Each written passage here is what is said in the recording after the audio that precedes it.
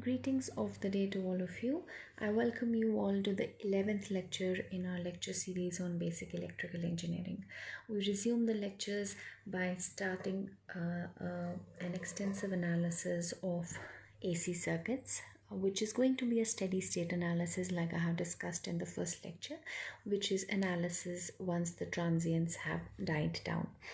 Now, before we move into steady state analysis of AC circuits, I would briefly like to tell you how AC circuits and AC transmission distribution came into existence and how it was popularized so much that your current infrastructure, electricity infrastructure, is almost entirely based on AC circuits. So your entire transmission distribution system, even your supplies that reach your homes, your industrial consumers, everything is fed by AC supplies, AC networks. You do have some DC loads, but most of your network is essentially AC. So how did that really happen? We will go briefly into a quick history of the same. So basically, it all started with DC transmission systems, which were popularized by Thomas Alva Edison. I'm sure you already know the name. He was predominantly working with a company called General Electric, which he owned at that point in time, and the company still exists. So with General Electric, Thomas Alva Edison was working on DC networks for transmission and distribution for supplying local loads.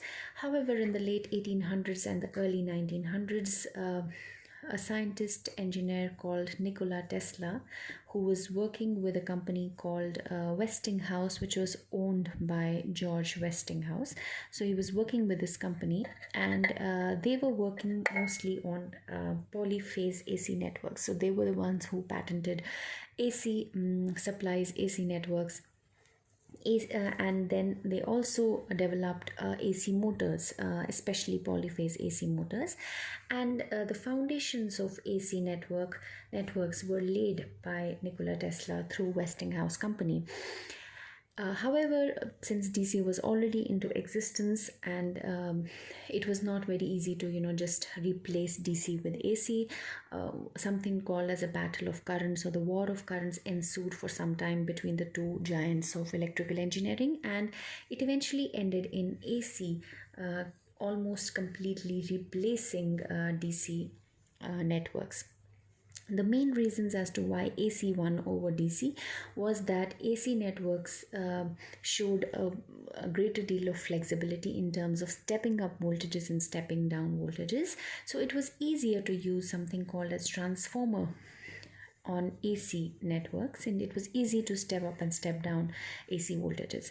But most importantly, polyphase AC motors were you can say three-phase AC motors were much more efficient as compared to their DC counterparts, DC motors, and at the same time industrialization was also at its peak. So motors were a very important part of electric networks, and since AC motors showed a greater deal of efficiency and performance as compared to DC motors, their lifetime, their ruggedness, their economic viability, everything was better than DC motors.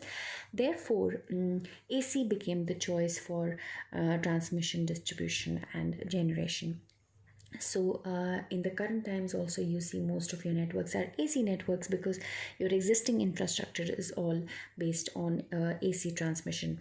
However, in the present times, this is what we're discussing was way back in the 1800s and the 1900s. However, in the current times, we know that the shortcomings of DC networks have been drastically overcome by modern techniques, especially power electronics and latest advancements in electrical engineering. It is very much feasible to use DC supplies, DC networks now, and in fact they are seen to show lesser losses as compared to AC networks. However, it's not possible to replace an entire infrastructure of AC networks at such a mass scale all over the world completely by DC. It's not economically viable. So we may have a future where DC and AC are coexisting, and you may have both networks at required places. But as of now, we know that most of our infrastructure is almost solely independently based on AC supplies. Now this brings us to discussing about what AC networks basically are. So this raises a crucial question, that what exactly is AC, or as you may uncommonly call it, alternating current. So what is AC? The name says it itself, that any signal that is periodically changing its polarity is AC. It is not necessarily a sine wave. You can say something like this is also an AC signal, which is a square wave signal. Let's call the signal as V of t, a voltage signal that varies with time, a time varying signal that changes its polarity at regular intervals is an alternating signal, right? So this is an AC signal. A signal like a triangular wave is also an AC signal. This is also alternating signal. And what you might popularly already know from your 12th class physics, sine waves like these are also AC signals.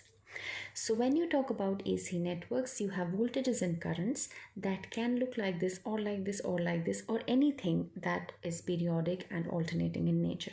Some more signals can also be of similar nature. However, the most common choice, or you can say almost the choice everywhere for AC signals, is a sinusoidal signal, and not signals like square waves and triangular waves. The reason behind that is that sine waves are relatively easy to analyze mathematically. Their mathematical treatment is very easy and intuitive. For instance, if I talk about the derivatives of sine waves, or I talk about the integrals of sine waves, they are both variants of the sine wave itself. I mean, sine or cosine, they all belong to the same family. So the derivatives as well as integrals of sinusoidal signals are also sinusoidal signals, which is not the case with other signals. So mathematical treatment of sine waves is easier, therefore it is the preferred choice in AC networks to have voltages and currents that are sinusoids. Another reason for choosing sinusoids is that that is also an extension of their ease in mathematical analysis.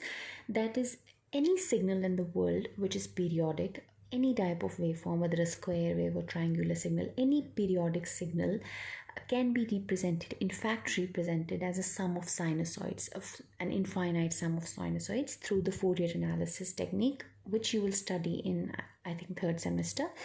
So that is a separate thing for now. It's not part of your syllabus, but that is another reason that any signal can be represented in sinusoids. Sinusoids are mathematically easier and intuitive to analyze. Therefore, they're also symmetrical in many ways. Therefore, it is generally desired that your AC voltages and currents should be sine waves. So whenever we are using the term AC in this course, we are invariably referring to sinusoids. Now, another interesting property of the sine wave is that the sine wave is periodic in nature. Now, what do you mean by a periodic signal? It means that if this is my time axis and this is my voltage signal, which changes with respect to time, it is a function of time, then I say that sine wave, if it's a sine wave, then it is periodic, which means that it repeats after every time period. Here n is an integer, it can take values like 1, 2, 3, 4 and so on. And t is the time period of the signal. Time period means the period after which the signal repeats. Now, after every integral of integral multiple of the time period, so this is t, after every t the signal repeats. T or 2t or 3t or 4t, the signal repeats. It has the same magnitude. So if I say that here the value of v of t is say x, right, then after exactly t or 2t or 3t or 4t intervals, where t is a capital T, right, this much, and this value will repeat again and again. So if I go on moving around the same axis, along the same axis, then after t again I will get the same value of x. So it's basically periodic signal means that it repeats after a fixed interval of t, and after every t or 2t or 3t or 4t or so on, you will get the same values. So that is another interesting feature of the sine wave. Now, another reason why we use sine waves in AC circuits is that these sine waves can be easily represented through phasors. So phasor analysis becomes easy. It is easy to analyze them in the complex domain. You can represent them through complex numbers. You can analyze them through complex numbers using something known as a phasor analysis. We will also go into phasor analysis, but before that, I would like to discuss some features of the sine wave with you. Let me just assume an excitation signal, a voltage signal V of t, which is represented in a generic way, generally as Vm sine omega t plus phi. Vm tells you the magnitude of the sine wave. Omega t tells you the frequency of the sine wave. And phi tells you the phase of the sine wave.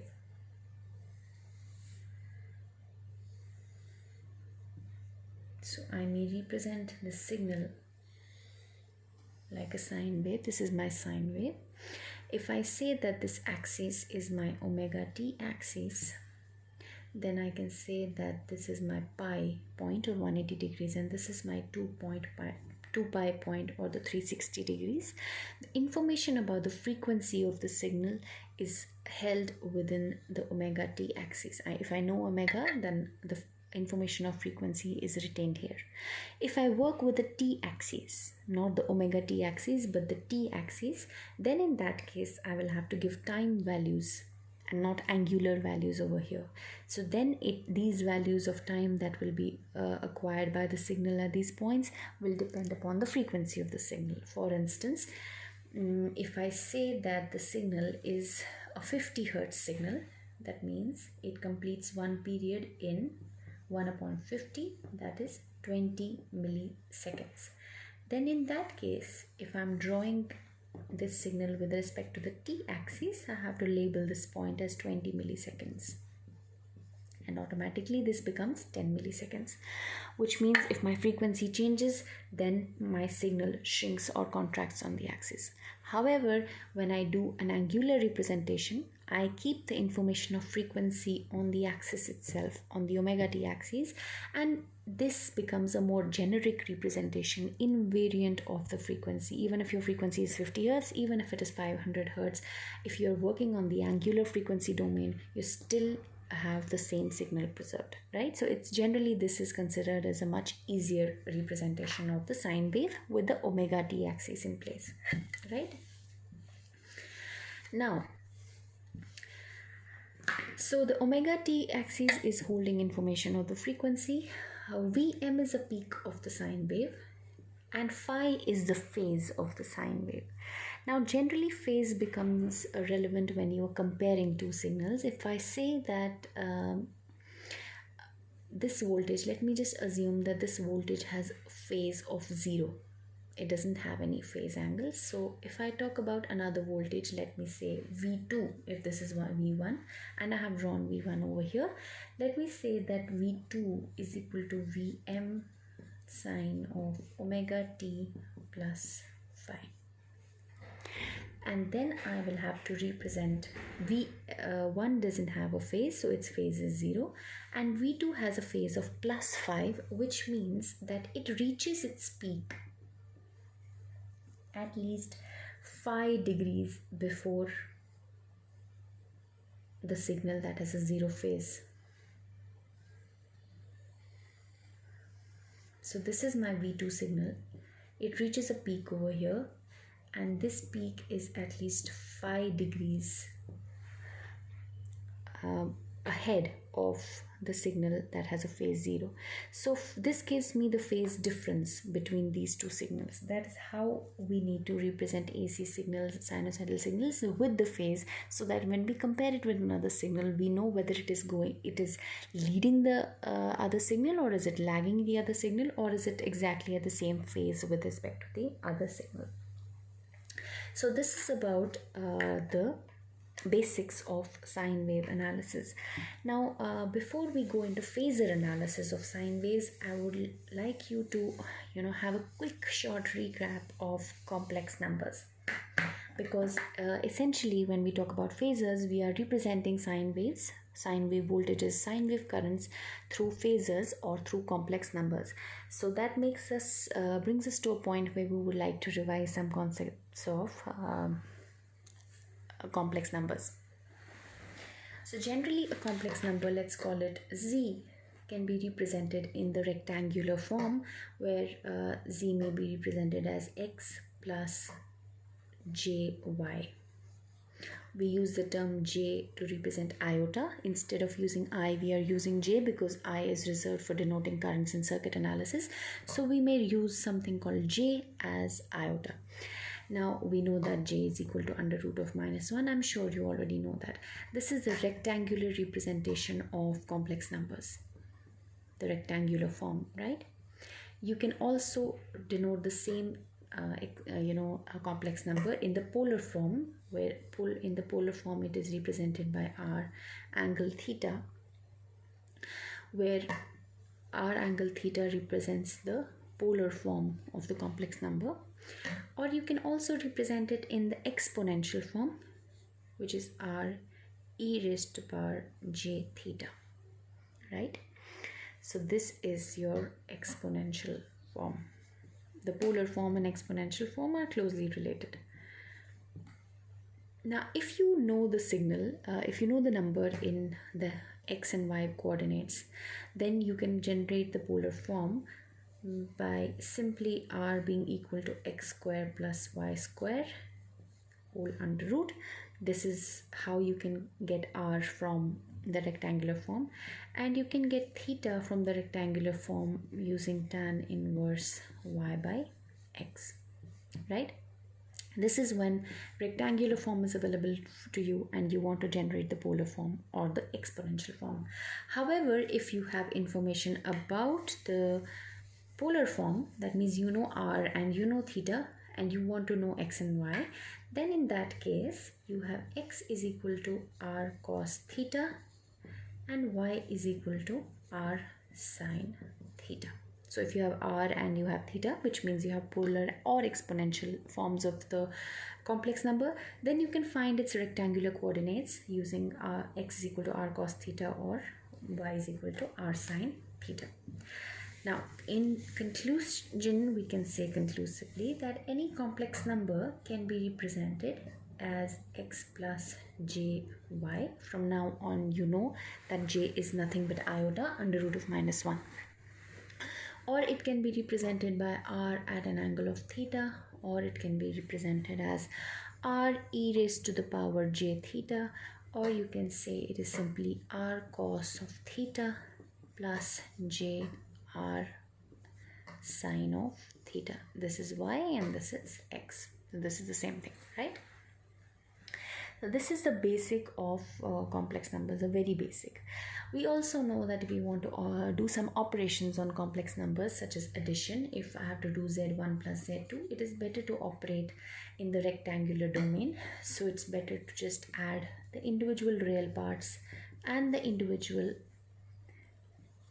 imaginary parts, and that's how you simply add complex numbers. Similarly, if you have to subtract two complex numbers, it is better to operate in the rectangular coordinate domain, add and simply subtract the respective real and imaginary parts.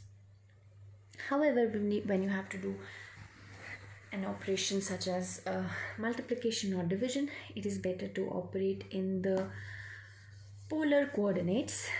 So if you have to do multiply two complex numbers, you should preferably work in the polar domain. So you have r1 into r2, and their angles get added. And if you have to divide two complex numbers, then you can simply do r1 by r2, divide their magnitudes and subtract their angles, theta 1 minus theta 2. So when you're talking about multiplication and division, it's better to operate in the polar coordinates. You may also need to know some other basic operations, such as if you have to find the reciprocal 1 upon z of a complex number, it is simply 1 upon r at an angle of minus theta. This is simply the same thing as division basically.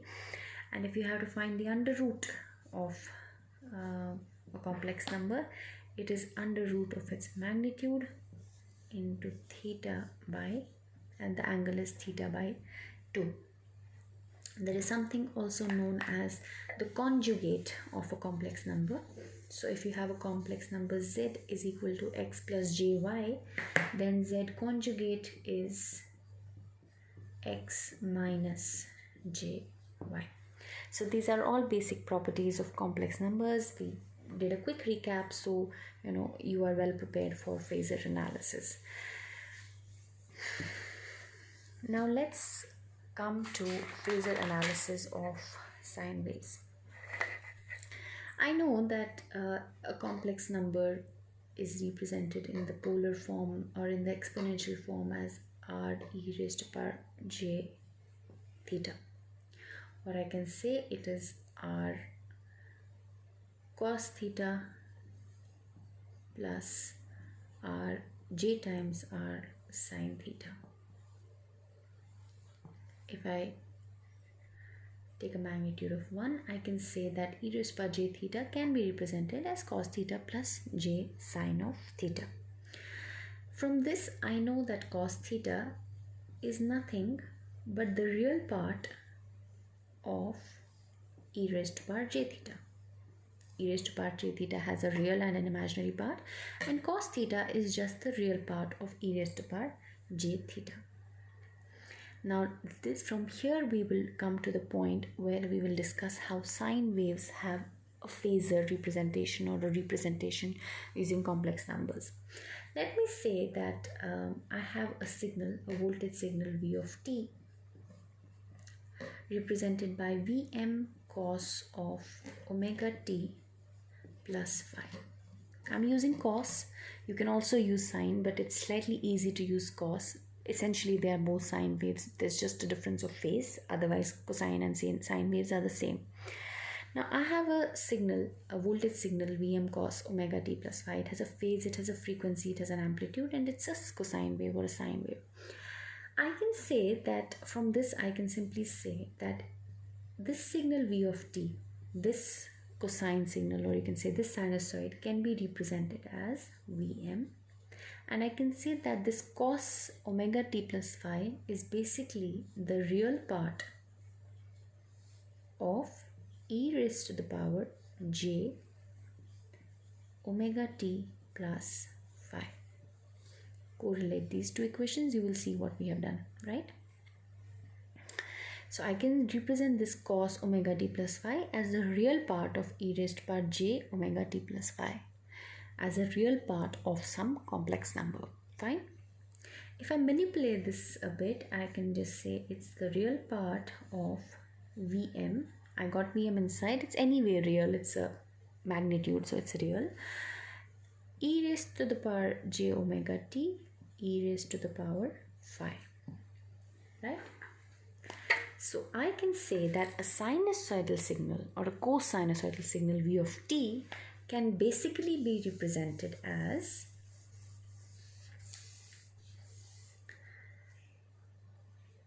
if it's a sinusoidal signal, then it can be represented as the real part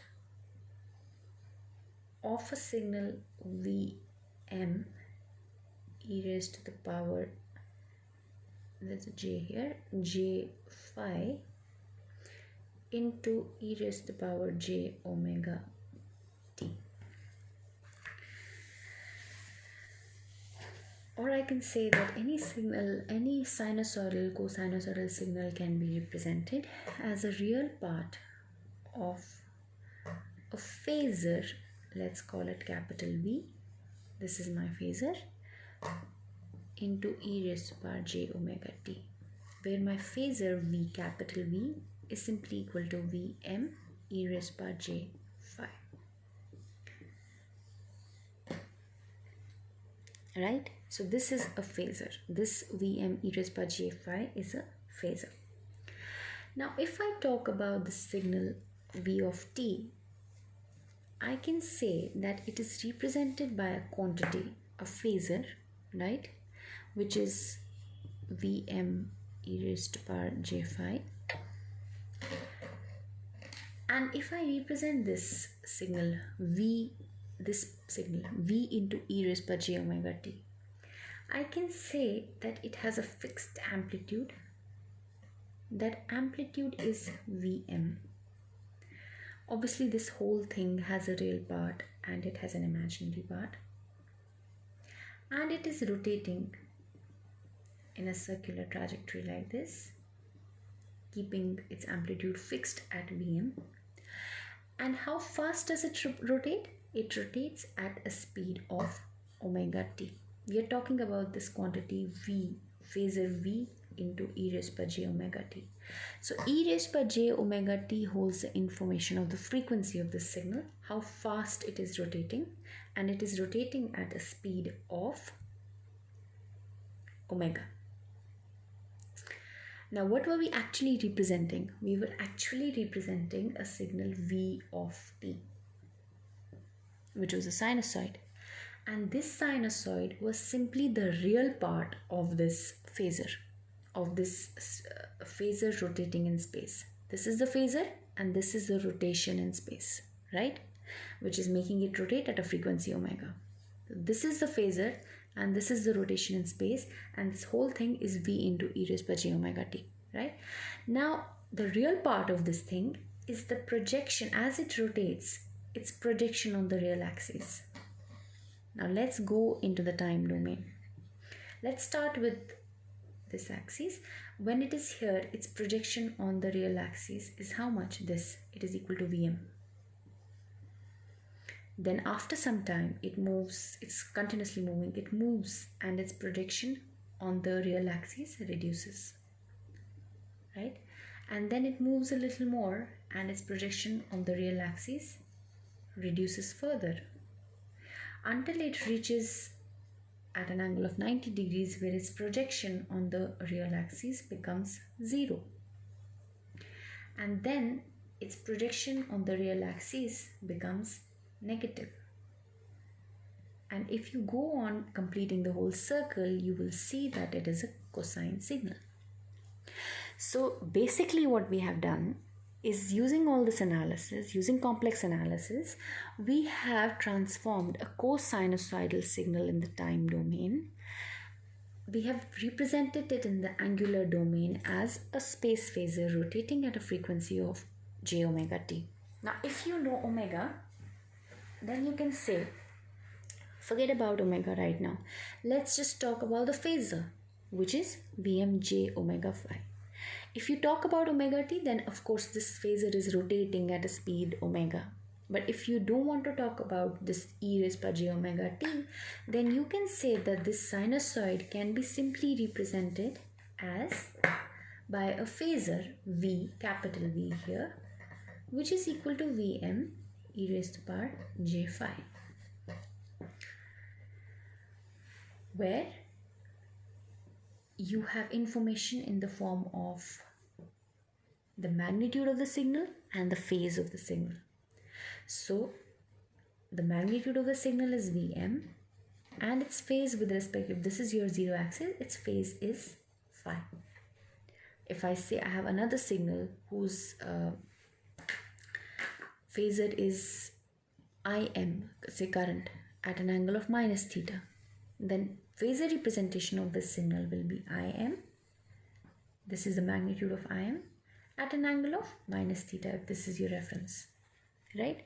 So basically, when you're talking about sinusoids, you can represent them through these constant lines, through these phasors, or you can say, pseudo vectors.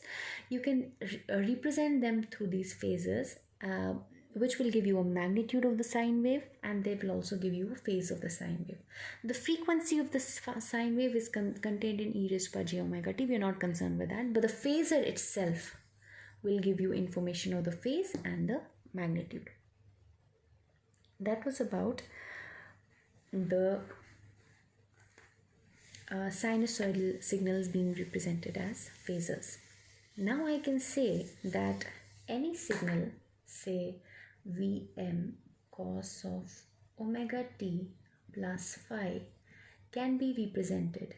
It is not equal to, but because we know it is equal to the real part of the phasor into e raised by j omega t.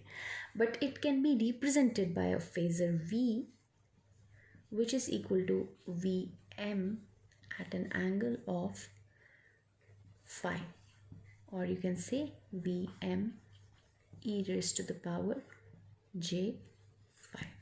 So this is a complex representation, a phasor representation of a sinusoidal signal.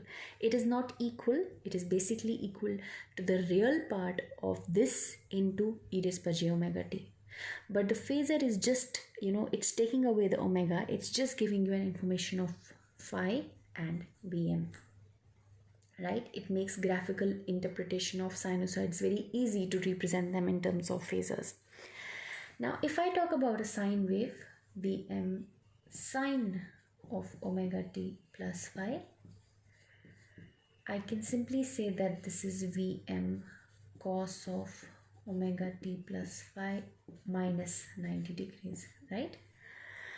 So this means it is simply, it can be equivalent to a phasor V being equal to Vm at an angle of phi minus 90, or you can say Vm e raised by j phi minus 90. So sine waves or cosine waves, they can all be represented by phasors. That is another reason why we choose sine waves and not other type of AC signals when we are dealing with AC networks. So this is another reason why you're using sine waves, because their representation in terms of phasors becomes very easy. Another thing which I would like to tell you is about derivatives. So when you're talking about derivatives of sine waves and cosine waves, how does this phasor change, right? So I know that this is a signal Vm cos omega t plus phi. Let me find its derivative.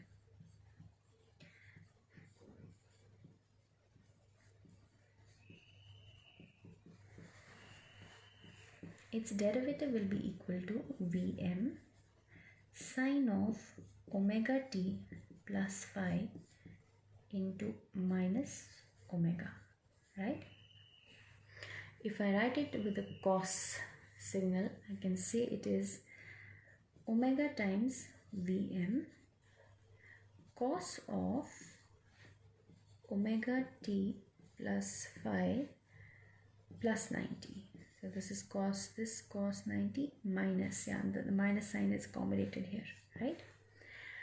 I can also write this as Vm, and this cos of this angle is basically nothing but the real part of e raised to the power j omega t plus phi plus 90. I'm going into polar representation, right? And if I manipulate this a bit, I can bring these inside because they are anyway real values.